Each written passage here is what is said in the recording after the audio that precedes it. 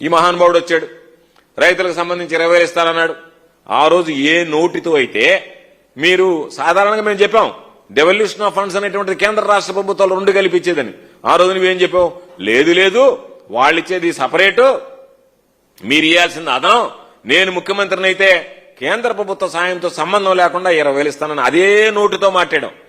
ఏ నోటితో అయితే జగన్మోహన్ రెడ్డి గారిని ఆ రోజు విమర్శించావో, ఏ నోటితో అయితే కేంద్ర ప్రభుత్వంతో సంబంధం లేకుండా నేను 20,000 రూపాయలు రైతుల చేతిలో పెడతానని చెప్పి మాట్లాడావో, బాబు షూరిటీ భవిష్యత్ గ్యారంటీ అని చెప్పి ఈరోజు బాండ్లు పంచావో, ఆ బాండ్లో జూన్ నుంచే నేను మొదలు పెడతానని చెప్పావో, అదే నోటితో ఈరోజు మరలా కేంద్ర ప్రభుత్వం ఇచ్చేటువంటి 6,000కి నేను 14,000 రూపాయలు కల్పిస్తాను అని చెప్పు.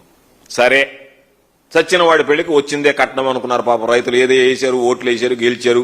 కాబట్టి ఏదో ఒక విధంగా దీనికి సంబంధించినటువంటిదంటే 1 సంవత్సరం పూర్తిగా ఎగ్గొట్టాం. అసలు ఇచ్చినటువంటి పాపాన పోలే.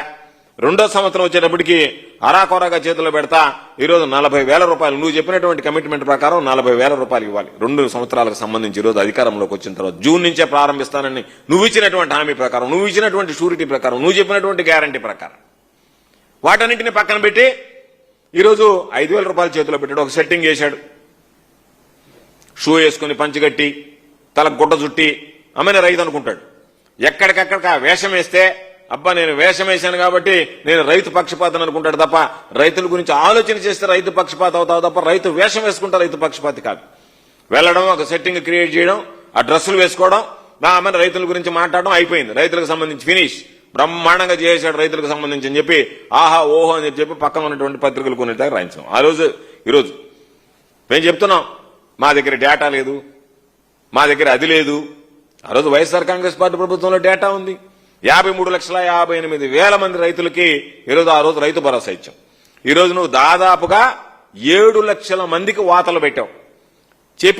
నువ్వు చెప్పినటువంటి ఆ 46 లక్షల మందిలో కూడా ఈరోజు ఎంతో మంది మాకు రైతు భరోసా పడలేదు అని చెప్పి పాపం అక్కడ ఉన్నటువంటి ఆ రైతు సేవా కేంద్రాలకి, మండల అగ్రికల్చర్ ఆఫీసర్ల దగ్గరికి ఈరోజు ప్రదక్షిణాలు చేసేటువంటి పరిస్థితి. పాపం రైతులు పెట్టుబడి సాయం కోసం ఈరోజు పంటలు వదిలేసి, వ్యవసాయాన్ని వదిలేసి ఆఫీసుల చుట్టూ తిరగాల్సినటువంటి దుస్థితి ఏర్పడింది.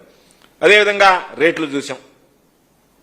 ధరల స్థిరీకరణ నిధికి సంబంధించి ఈరోజు గర్వంగా చెప్తున్నాం వైఎస్ఆర్ కాంగ్రెస్ పార్టీ ప్రభుత్వంలో దాదాపుగా 7,800 కోట్ల రూపాయలు ఖర్చు పెట్టి, ఒకవేళ ఈరోజు మేము ధరల స్థిరీకరణ నిధి కింద సేకరించినటువంటి పంట అమ్ముడుపోతుందా లేదా, దానివల్ల ఎంత నష్టం వస్తుందనేటువంటిది బేరీజ్ వేసుకోకుండా లాభ నష్టాలు అనేటువంటివి రైతుల విషయంలో చూడకూడదన్నటువంటి ఆలోచన చేసి ఆ రోజు ముఖ్యమంత్రిగా జగన్మోహన్ రెడ్డి గారు ఎంత ఖర్చైనా సరే వెచ్చించి రైతులకు సంబంధించినటువంటి ధరల స్థిరీకరణ నిధి ఏదైతే ఏర్పాటు చేశామో దాన్ని మించి కేంద్ర ప్రభుత్వం నోటిఫై చేసినటువంటి పంటలే కాకుండా రాష్ట్ర ప్రభుత్వం రాష్ట్ర స్థాయిలో రైతులు పండించి నష్టపోతున్నటువంటి పంటలకి బహుశా దేశ చరిత్రలో మొట్టమొదటిగా వాటికి మద్దతు ధర కల్పించినటువంటి వ్యక్తిగా జగన్మోహన్ రెడ్డి గారు ఈ రాష్ట్రంలో దేశానికే మార్గదర్శిగా నిలిచినటువంటి పరిస్థితి ఏర్పడింది.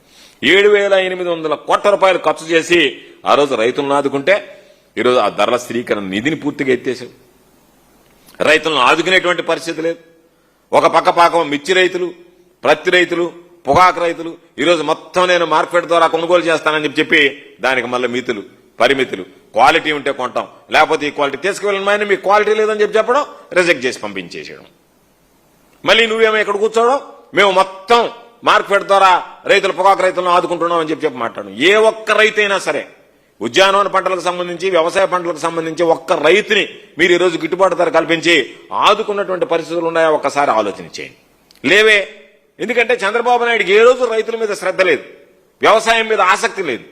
ఎంతసేపటికి ఇతరత్రా ఏదన్నా సరే తనకి లాభం చేకూర్చుకునేటువంటి తప్ప రైతులు లాభపడేటువంటి పరిస్థితుల గురించి ఆలోచన చేయలేనటువంటి విధిలో ఉన్నాడు. ఈరోజు ఉచిత పంటల బీమా జగన్మోహన్ రెడ్డి గారు ముఖ్యమంత్రిగా ఉన్నప్పుడు ఏదో మాట్లాడిచ్చారు, మన ఏదో పార్లమెంట్ లో మాట్లాడి దానికి సంబంధించి. మీరు మాట్లాడడానికి కాస్త సిగ్గుండాలా? అరే మనల్ని మాట్లాడేటువంటి దాంట్లో పార్లమెంట్ సభ్యులుగా, మంత్రులుగా మాట్లాడితే ఎవడన్నా నవ్వుతాడేమోననేటువంటి ఆలోచన ఉండాలా? ఈ రాష్ట్రంలో ఉచిత పంటల బీమాకు సంబంధించి ప్రధానమంత్రి ఫసల్ బీమా యోజన పథకం ఉంటే, ప్రధానమంత్రి ఫసల్ బీమా యోజన పథకంలో ఏదైతే మామూలుగా యూనివర్సలైజేషన్ కింద ప్రతి ఒక్కరికి మీరు బీమా కవరేజ్ ఇవ్వండి అంటే అది ఇవ్వడానికి వీలు లేదు అంటే 1 సెంటు పండించేటువంటి రైతు కూడా నష్టపోకూడదన్నటువంటి ఆలోచన చేసి జగన్మోహన్ రెడ్డి గారు ప్రధానమంత్రి ఫసల్ బీమా యోజనలో ఏంటి, ఒక భాగం కేంద్ర ప్రభుత్వం భరిస్తుంది, ఒక భాగం రాష్ట్ర ప్రభుత్వం భరిస్తుంది. ఒక వంతు రైతు భరిస్తాడు. కాబట్టి రైతుది నేను భరిస్తా, రాష్ట్ర ప్రభుత్వాన్ని నేను భరిస్తా, కానీ కేంద్ర ప్రభుత్వం యూనివర్సలైజేషన్ పాలసీ కింద అందరికీ ఇవ్వండి అంటే ఆ రోజు కేంద్ర ప్రభుత్వం మేము ఇవ్వలేదన్న, నా వల్ల కుదరదని చెప్పింది. అటువంటి పరిస్థితుల్లో రైతులకు నష్టం జరిగేటువంటి ఈ బీమా పాలసీలో మేము ఉండడం మంచిది కాదని బయటకు వచ్చి 3 సంవత్సరాల కాలంలో జగన్మోహన్ రెడ్డి గారు రాష్ట్ర ఖజానా నుంచి ఈరోజు రైతులకు సంబంధించినటువంటి దాదాపుగా 7,802 కోట్ల రూపాయల రైతులకు అందించడం జరిగింది ఉచిత బీమా. అంటే రాష్ట్ర ప్రభుత్వం వాటా, కేంద్ర ప్రభుత్వం వాటా, రైతు వాటా పూర్తిగా 100% భరించాడు. కాబట్టి ప్రధానమంత్రి ఫసల్ బీమా యోజనలో లేకపోయినా రైతులకు నష్టం జరుగుతుందని బాధ్యత తీసుకుని రాష్ట్ర ప్రభుత్వం ద్వారా చెల్లింపులు చేస్తే ఆ మంత్రి ఏదో అక్కడ చదివాడని చెప్పి మేము చెప్పలేదా, 5 సంవత్సరాల్లో క్రమం తప్పకుండా ఒక్కొక్కసారి 3,000 కోట్ల రూపాయలు, 2,987 కోట్ల రూపాయలు చంద్రబాబు నాయుడు జన్మలో ఇచ్చున్నాడు. ఆ మాత్రం ధైర్యంగా చెప్పగలం. ఒకే విడతలో 2,987 కోట్ల రూపాయలు ఇచ్చాడు ఒక సంవత్సరం నష్టం జరిగితే. అంత భారీ స్థాయిలో ఆ రోజు ప్రధానమంత్రి ఫసల్ బీమా యోజన లేదే, రాష్ట్ర ప్రభుత్వమే భరించిందే మొత్తం. కాబట్టి ఆయన చెప్పినటువంటి సమాధానంలో ఏం చెప్పాడు, రాష్ట్ర ప్రభుత్వం ఏ రోజు ప్రధానమంత్రి ఫసల్ బీమా యోజనతో కలిపి పంటల బీమా మొదలుపెట్టాడు, పంటల బీమాకు సంబంధించి మేము ఇచ్చాము సంయుక్తంగా అంటే దాన్ని పక్కన పెట్టి ఇవ్వలేదు కదా మేము చెప్పాం కదా అని చెప్పి వీళ్ళు డబ్బా కొట్టుకున్నారంటే వీళ్ళకి ఎంత అనుభవ రాహిత్యం ఉంది, అవగాహన లోపం ఉంది అనేటువంటిది ప్రత్యేకంగా ఈరోజు చెప్పాల్సినటువంటి పని లేదు. పూర్తిగా టెస్టింగ్ ల్యాబ్స్ పెట్టాం, నియోజకవర్గానికి ఒకటి పెట్టాం, జిల్లాలో ఒకటి పెట్టాం, రీజనల్ కోడింగ్ సెంటర్లు పెట్టాం, రైతులకు సంబంధించినటువంటి ఆ నాణ్యత పరీక్షలు చేసి ఎరువులు, పరుగు మందులు, విత్తనాలు ఇవ్వండి అంటే వాటిని అన్నిటికీ మంగళం పాడేశారు. ఆర్బీకేలు సరే అస్తవ్యస్తంగా తయారైపోయినాయి. ఈరోజు వాటికి సంబంధించినటువంటి దాంట్లో మా హయాంలో ఇచ్చినట్టుగా ఎక్కడ పురుగు మందులు కానీ లేకపోతే ఎరువులకు సంబంధించి కానీ దానికి సంబంధించి లేకుండా ఈరోజు రైతులను దోచుకునేటువంటి పరిస్థితి ఏర్పడింది. ఈరోజు రాష్ట్ర వ్యాప్తంగా 250 పైచిలకు ఈరోజు ఈ ప్రభుత్వం వచ్చిన తర్వాత ఆత్మహత్యలు చేసుకున్నారంటే దానికి కారణం మీరు రైతుల పట్ల తీసుకున్నటువంటి వ్యతిరేక నిర్ణయాలు.